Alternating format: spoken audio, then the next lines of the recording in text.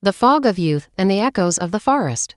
At 37, Watanabe hears the melody of Norwegian Wood at Hamburg Airport, and memories of his 1960s youth come flooding back. This classic by Haruki Murakami, with global sales exceeding 10 million and translations in over 40 languages, moves countless readers to tears with its resonance and longing. Let us step into this forest of loneliness and love, exploring how it delicately portrays the pain of youth and the glimmers of growth. Haruki Murakami in 1960s Japan. Haruki Murakami was born in 1949 in Kyoto and grew up in Kobe in an ordinary family, with a father who was a school teacher and a mother from a merchant family. His youth coincided with Japan's dramatic changes in the 1960s. Post-war economic growth transformed Japan from ruins to prosperity, while Western culture flooded in, with the Beatles' music, Hollywood films, and jeans becoming symbols of the young.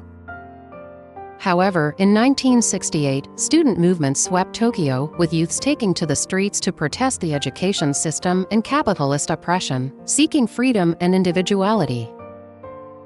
Murakami, a student at Waseda University, witnessed the fervor and disillusionment of these movements, which deeply influenced his writing. Published in 1987 but set in the 1960s, Norwegian Wood portrays Watanabe, Naoko, and Midori as reflections of this generation, struggling between tradition and modernity, collectivism and individuality. Murakami's work draws heavily from Western literature and music. He once said, "The Beatles' Norwegian Wood is not just the novel's title but an emotional catalyst." This 1965 song, with its light guitar melody masking the sorrow of lost love, echoes Watanabe's complex feelings for Naoko and Midori. During his university years, Murakami frequented jazz bars and translated works by Fitzgerald and Carver, shaping his concise yet vivid style.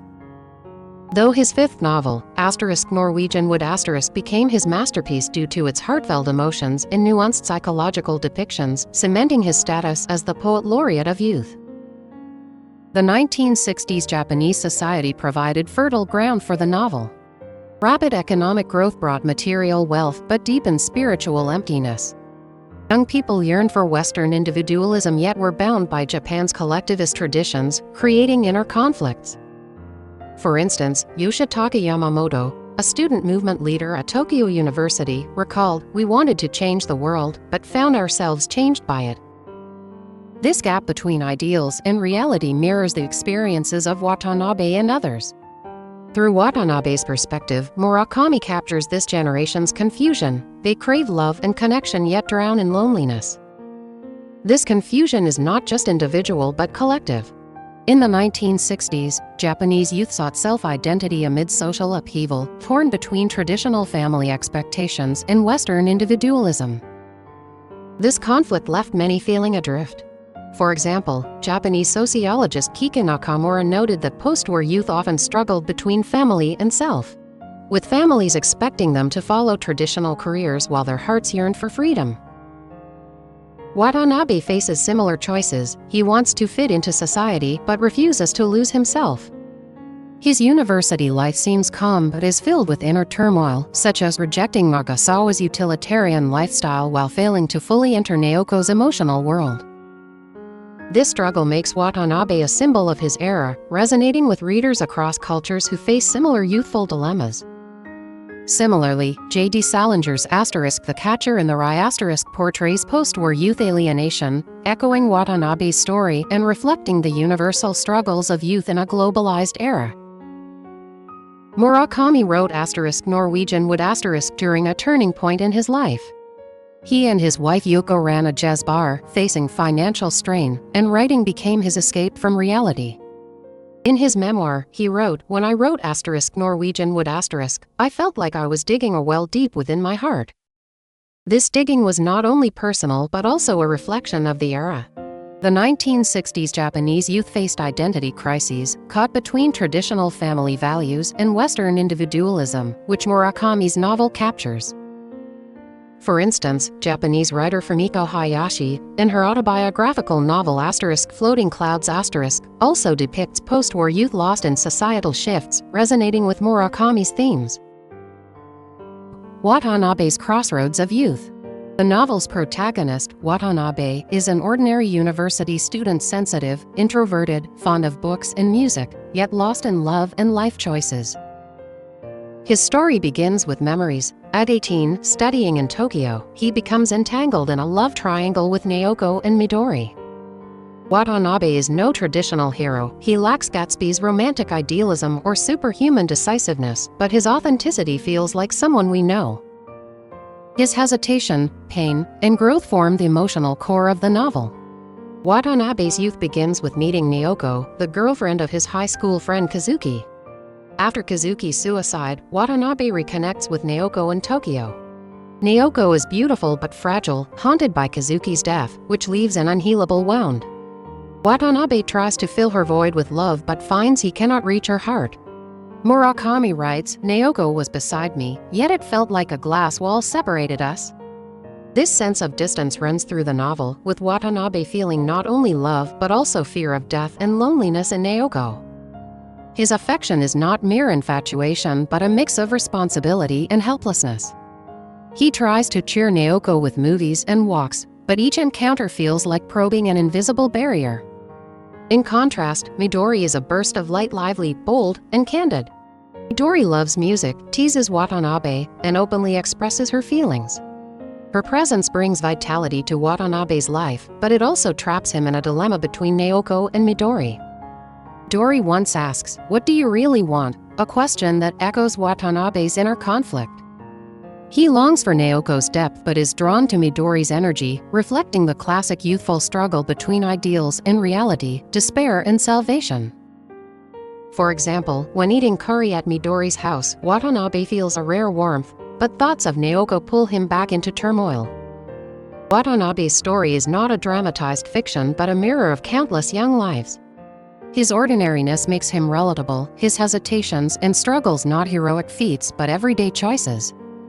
For instance, he drifts through university classes, spending more time in the library reading Western literature like Fitzgerald's *The Great Gatsby* or Camus* *The Stranger*. These books shape his thoughts and reflect his loneliness. He once wrote in his diary, "Reading these books feels like talking to another version of myself." This reading habit lets Watanabe wander between reality and ideals, searching for life's meaning. In reality, 1960s Japanese students often read Western literature to resist traditional education's constraints. For example, Japanese scholar Yusato recalls how students turn to existentialist philosophy to understand their place in society. Watanabe's reading is both an escape and a quiet rebellion against societal pressures. His traits resonate with readers, as everyone has sought selfhood through books, music, or dreams during youth. In reality, 1960s Japanese youth often wavered between societal expectations and personal desires.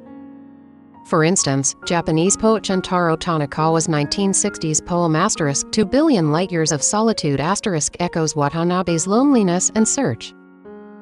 Watanabe's choices, neither fully sinking into Naoko's sorrow nor wholly embracing Midori's passion, reflect this era's psyche.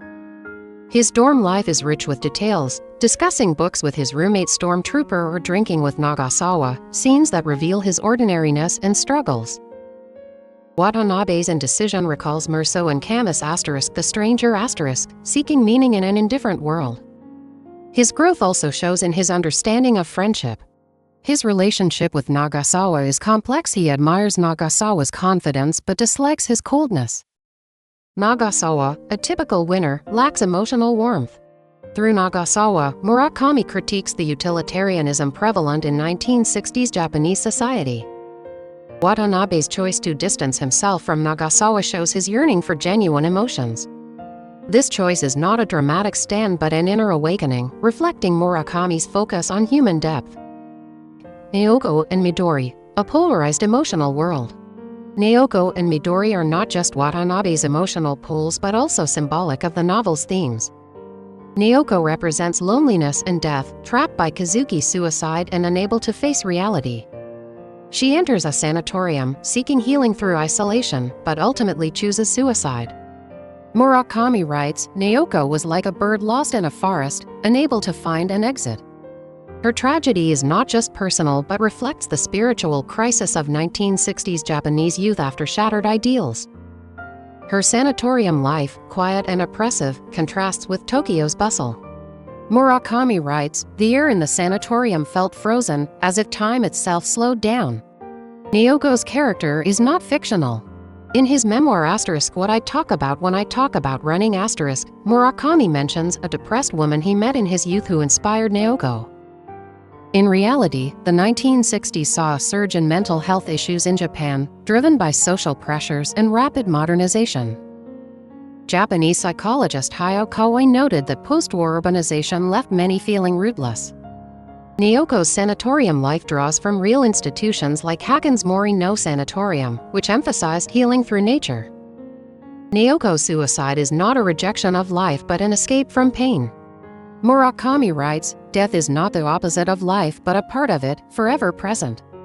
In contrast, Midori is full of life, boldly expressing herself despite family struggles and her father's death. She loves the Beatles, plays the guitar for Watanabe, and sings "I'll be back". Her candor and humor bring warmth to the novel, though she's not flawless. Dori has her own vulnerabilities, fearing rejection and her love for Watanabe. Murakami writes through her voice, "I'm just an ordinary girl who wants to be loved and keep living." This honesty makes Midori relatable to many readers. Her family background is detailed. Her father runs a small bookstore, her mother passed away early, and she faces life's hardships with her sister. These details make Midori vivid and real. Her image evokes real-life Japanese female pioneers, like 1960s singer Kazuhiko Kato, whose rebellious music style mirrors Midori's spirit. The contrast between Naoko and Midori is not just about personality but about life philosophies. Naoko dwells in past pain, while Midori embraces the present's possibilities. This philosophical divide is vivid in their lifestyles. Naoko's sanatorium life is isolated, her daily walks in the forest an attempt to heal, but her heart remains stagnant. Murakami writes, "Naoko's eyes were like an autumn lake, calm but without ripples." This portrays her fragility and her surrender to life. In contrast, Midori's life is dynamic. She cooks in the kitchen, prepares simple meals for Watanabe, and stays optimistic despite her father's illness. Her room is filled with records and books, with Beatles posters on the walls, symbolizing her love for life. Japanese psychologist Haruki Murakamimoto's 1960s concept of vitality emphasized creativity and passion in adversity, embodied by Midori. Her presence reminds Watanabe that life is not just about enduring pain but creating joy. The contrast between Naoko and Midori prompts readers to reflect. In life's lows, do we sink or strive to break through? There is no right answer, but it touches the essence of youth. Watanabe's wavering between them mirrors the choices we all face in growth, to dwell in pain or pursue hope. This duality is not black and white but a profound insight into human complexity. For example, after Naoko's suicide, Watanabe travels alone for a month, then chooses to call Midori, signaling his attempt to move beyond grief. 4. The Forest of Loneliness and Death. The forest in Norwegian Wood is not just the title's source but the novel's central metaphor. Murakami uses the forest to symbolize the fog and loneliness of the heart. Naoko wanders in the forest near her sanatorium, seeking peace but ultimately losing herself. Watanabe, too, drifts through a forest-like city and emotions, unable to find direction. Murakami writes, "The forest is quiet but dangerous. You must be careful not to get lost." This metaphor reflects not only individual psyche but also Japanese literary traditions, like the lonely snowscapes in Yasunari Kawabata's Snow Country The forest imagery recurs, accompanying Naoko and Watanabe's inner struggles, creating a heavy, mystical atmosphere. The forest is also tied to the theme of death. The suicides of Kazuki, Naoko, and Midori's sister weave death as a dark thread through the novel. Kazuki's death sets the story in motion. At 17, he takes his life with car exhaust, leaving no explanation. Murakami writes, "Kazuki's death was like a boulder pressing down on our youth." Naoko's sister also took her own life, doubling Naoko's burden. Naoko's suicide is not abrupt. Her conversations with Reiko, her sanatorium roommate and mentor, reveal her growing despair. Through Reiko, Murakami shows Naoko's struggle, She wanted to live, but the forest was too deep. In reality, Japan's suicide rates were high in the 1960s, especially among youth. This stemmed from societal upheaval. Post-war industrialization accelerated urbanization, with rural populations flooding into Tokyo and Osaka, breaking traditional community ties. Many young people felt like isolated islands in cities, lacking belonging. For example, Japanese sociologist Ichiro Tanaka documented a young woman's story. Working in Tokyo, far from home, she faced intense work and loneliness, ultimately ending her life. Naoko's story mirrors this, her loneliness stemming not only from Kazuki's death but also from her disconnection with modern society. In the sanatorium's forest, she seeks peace but cannot escape her inner shadows. Through Naoko's fate, Murakami reveals the impact of societal change on individuals. The forest is not just a personal metaphor but a diagnosis of an era's malaise. Watanabe's solitary travels after Naoko's death reflect this ongoing loneliness, as he tries to fill his inner void but finds it ever present. Sociologist Kiyomi Morioka noted that rapid urbanization and the breakdown of traditional values left many youth feeling rootless. For instance, during the 1968 Tokyo University protests, many young people turned to extreme measures to express their despair over shattered ideals. Through the forest imagery, Murakami turns this societal loneliness into a personal experience. Similarly, Bob Dylan's 1960s song * Blowing in the Wind * echoes youth's search for meaning, resonating with Murakami's themes. The forest is not only a psychological symbol but a metaphor for societal fractures, reminding readers that everyone has a fog to navigate with courage. Death in the novel is not an end but part of life. Through Watanabe's reflections, Murakami shows how death shapes the living. After Naoko's death, Watanabe travels alone, trying to process his grief. He stays in a seaside inn for a month, walking aimlessly and watching the sea. This self-exile is not escape but a confrontation with loss. Murakami writes, "I didn't know where to go, but I had to keep moving." This restrained portrayal of death conveys life's fragility and resilience. Music and memory as narrative threads. Music is another key metaphor in * Norwegian Wood *, weaving through the novel as a bridge between memory and emotion. The Beatles' * Norwegian Wood * is not only the title but a symbol of Watanabe and Naoko's relationship. Murakami writes, "Every time I hear this song, I think of Naoko and those days that can never return." The song's light melody hides the sorrow of lost love, mirroring Watanabe's complex feelings for Naoko. Music is more than background, it reflects characters' inner worlds. Midori's rendition of * I'll Be Back * expresses her hopes for Watanabe, while Watanabe's love for classical music, like Bach's * Well-Tempered Clavier * reflects his calm detachment. Murakami's use of music is influenced by Western culture. At Waseda, he immersed himself in jazz and rock, collecting thousands of records. He once said, "Music is my language, more direct than words."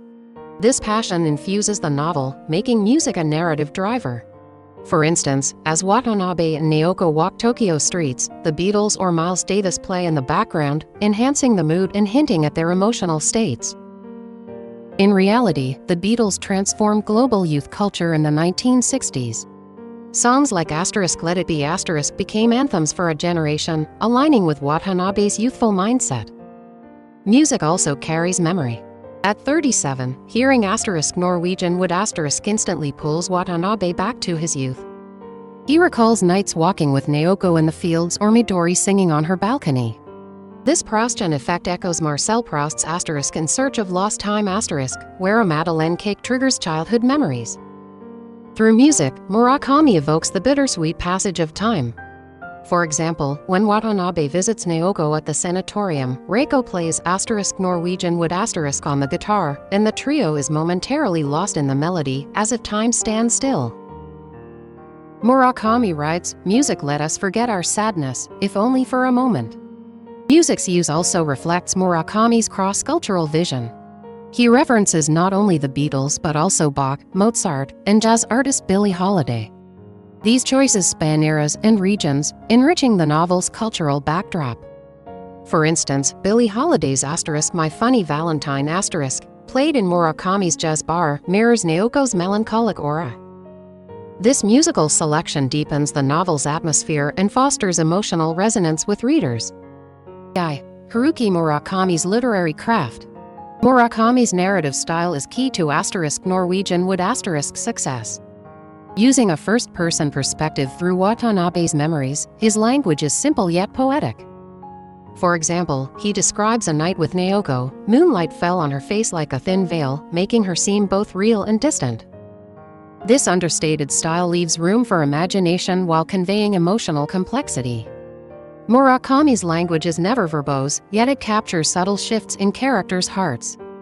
For instance, after Naoko's death, Watanabe writes, "I felt an immense emptiness, like I'd been hollowed out." This concise expression carries profound impact, striking readers deeply. Murakami's craft also shines in his use of imagery. Forests, wells, and music recur as a symbolic system. The well imagery is especially poignant. Naoko speaks of her fear of falling into a well, symbolizing her descent into depression. Murakami writes, "The well was deep, and looking up, you could only see a sliver of sky." This image reflects not only individual psyche but also Japanese literary themes of impermanence, as seen in The Tale of Genji *. The well appears in Watanabe's dreams, trapping him and symbolizing his confusion about the future. These recurring images tighten the novel's structure and deepen its themes. Murakami's narrative pacing is masterful, weaving memories and reality to create a dreamlike yet grounded atmosphere. Watanabe's narration is non-linear, like memory itself, fragmented yet logical. The novel opens with 37-year-old Watanabe recalling his youth, unfolding his 18-year-old story interspersed with memories of Kazuki and Nagasawa.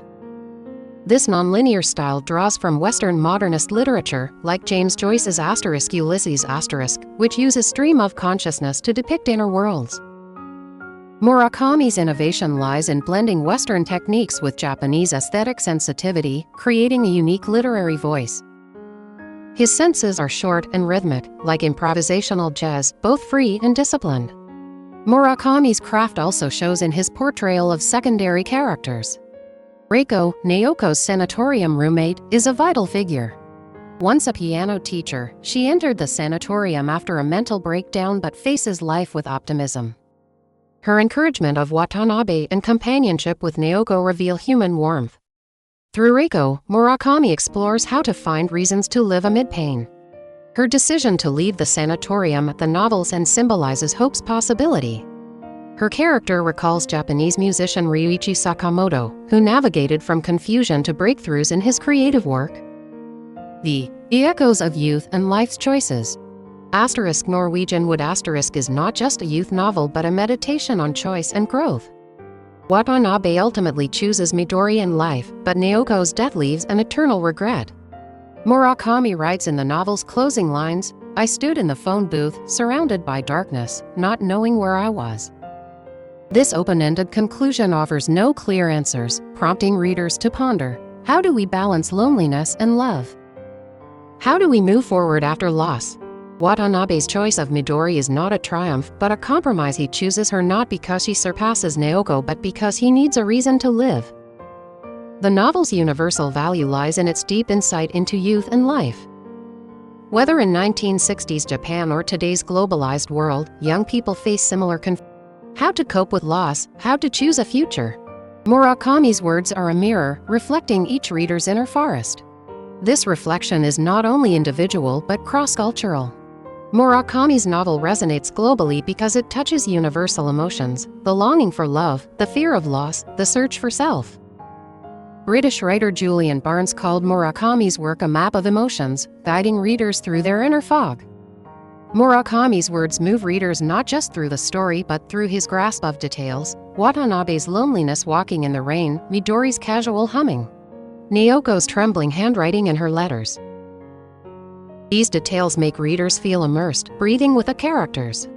In reality, many readers find emotional release through Murakami's work. For example, Japan's Murakami fans hold annual spring book clubs, sharing what Norwegian Wood means to them. A reader named Miho once said, "Reading this book, I felt less alone because someone understood my pain." Murakami's literature is a bridge, connecting readers across eras and borders. For instance, Watanabe's month-long journey after Naoko's death, sorting through his emotions, is a common act of self-exile. Similarly, Japanese director Hirokazu Koreeda's film Our Little Sister depicts four sisters finding strength in daily life after loss, echoing Murakami's themes. Murakami's work reminds us that while youth's pain is inevitable, it shapes who we become. His literature transcends time and borders, becoming a global classic. His words tell not just a Japanese youth story but touch universal human emotions. American writer John Updike commented on Norwegian Wood saying, "Murakami shows us that loneliness is humanity's fate, but love gives us the courage to face it." This universal insight allows the novel to resonate across cultures. Whether on Tokyo's streets or in a New York cafe, readers see themselves in Watanabe's story. Murakami's work has also inspired artistic creations. For example, the Japanese band Yoasobi's song Gunjo draws from Murakami, its lyrics filled with the pursuit of youth and dreams. Murakami's words are like a lingering jazz tune, simple yet resonant. He shows us that life is a forest, and we all search for our own way out. Whether choosing Naoko's quiet or Midori's passion, we each trek through our forest, seeking our own light.